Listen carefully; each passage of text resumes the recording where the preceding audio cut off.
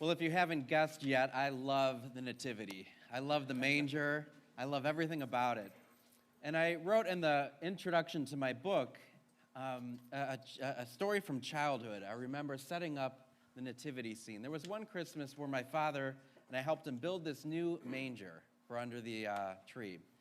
And so the manger was built, and I got some straw, put some straw in there, and began to unwrap all of the different nativity figures and place them in one by one, the sheep, the ox, the ass, all of the animals, then Mary and Joseph. And then I was about to place Jesus into the middle, and I placed the baby Jesus there. And one of my sisters came up and she grabbed him out of there and she said, "No, he doesn't belong there yet."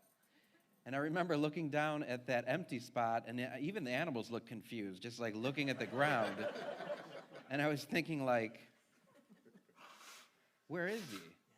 And it started to make me think of my own life, that sometimes there is a void in our lives. There's a void in our heart.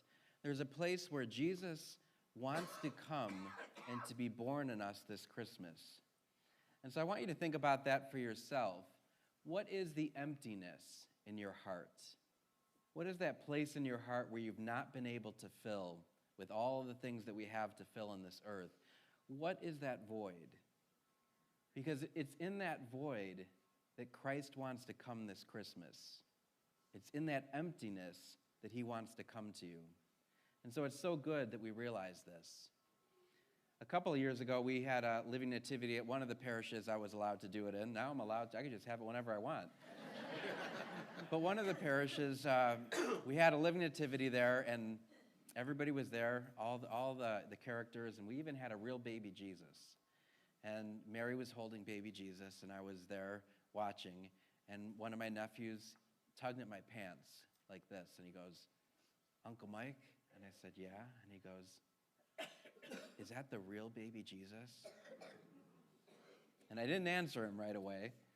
And I started reflecting on that later and thought, well, if that is a baptized person, that's a baptized boy, a child of God, then that is Jesus for the world today, that Jesus comes to us and he gives us his presence in baptism. When we were baptized, we became so united with Jesus that we would enter into what is called the Paschal mystery, his life, his suffering, his death, and his resurrection.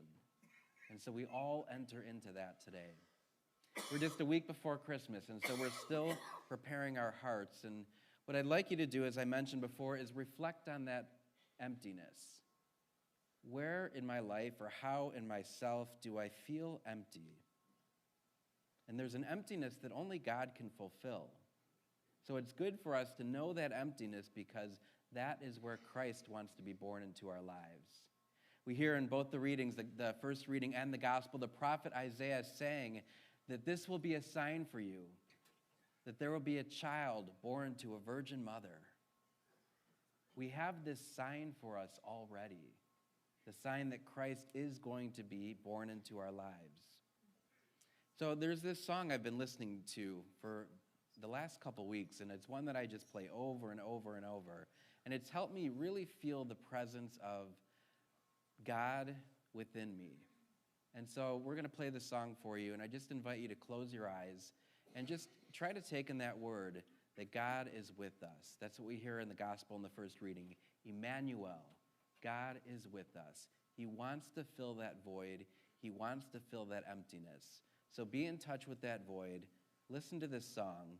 But then when you come forward to communion, ask him to fill whatever that void is, so that you can be completely whole, and that this Christmas we can truly receive God into our lives. So close your eyes for a moment and just listen to this meditative song.